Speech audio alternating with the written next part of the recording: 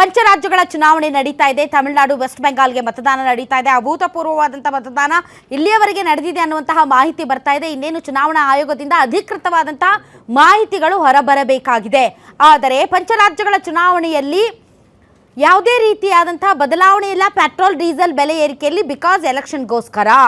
ಆದರೆ ಅಂತಾರಾಷ್ಟ್ರೀಯ ಮಾರುಕಟ್ಟೆಯಲ್ಲಿ ಕಚ್ಚಾ ತೈಲ ಬೆಲೆ ಜಾಸ್ತಿ ಆಗಿದ್ದರೂ ಕೂಡ, ಡಾಲರ್ ಎದುರುಗಡೆ ರೂಪಾಯಿ ಮೌಲ್ಯ ಕುಸಿದಿದ್ದರೂ ಕೂಡ ಪೆಟ್ರೋಲ್ ಮತ್ತು ಡೀಸೆಲ್ ಬೆಲೆಯಲ್ಲಿ ಯಾವುದೇ ರೀತಿಯಾದಂಥ ಏರಿಳಿತ ಆಗಿಲ್ಲ. ಇದು ಮೋದಿ ಸರ್ಕಾರ ಭಾರತದ ನಾಗರಿಕರಿಗೆ ಕೊಡ್ತಾ ಇರುವಂತಹ ಕೊಡುಗೆ.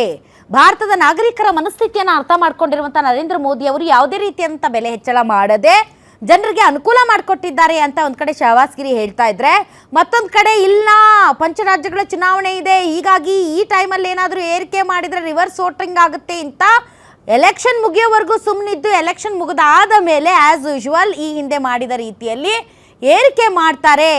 ಏರಿಕೆ ಮಾಡಿದರೆ ಎಷ್ಟು ಜಾಸ್ತಿ ಆಗ್ಬೋದು? 1 ರೂಪಾಯಿ, 2 ರೂಪಾಯಿ, 3 ರೂಪಾಯಿ, ಸುಮಾರು 25ರಿಂದ 28 ರೂಪಾಯಿ ಜಾಸ್ತಿ ಆಗ್ಬೋದು ಅನ್ನುವಂತಹ ವಿಚಾರಗಳು ಮತ್ತು ವಾಟ್ಸಪ್ ಯೂನಿವರ್ಸಿಟಿಯ ಪೋಸ್ಟ್ಗಳು ಮತ್ತು ಸೋಷಿಯಲ್ ಮೀಡಿಯಾಗಳಲ್ಲಿ ಸೇರಿದಂತೆ ಪ್ರತಿಪಕ್ಷಗಳು ಈ ವಿಚಾರವನ್ನು ಜನರ ಮುಂದೆ ತರ್ತಾ ಇದೆ.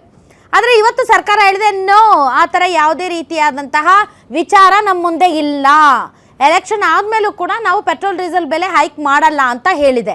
ಆದರೆ ಪ್ರತಿಪಕ್ಷಗಳು ಮಾತ್ರ ನಂಬೇಡ್ರಿ ನಂಬೇಡ್ರಿ ನಂಬೇಡ್ರಿ, ಹೇಳಿದ್ದು ಯಾವುದು ಇವ್ರು ಮಾಡಿಲ್ಲ, ಹೀಗಾಗಿ ಡೆಫಿನೆಟ್ಲಿ ಬೆಲೆ ಜಾಸ್ತಿ ಆಗುತ್ತೆ ಅಂತ ಹೇಳ್ತಾ ಇದ್ದಾರೆ.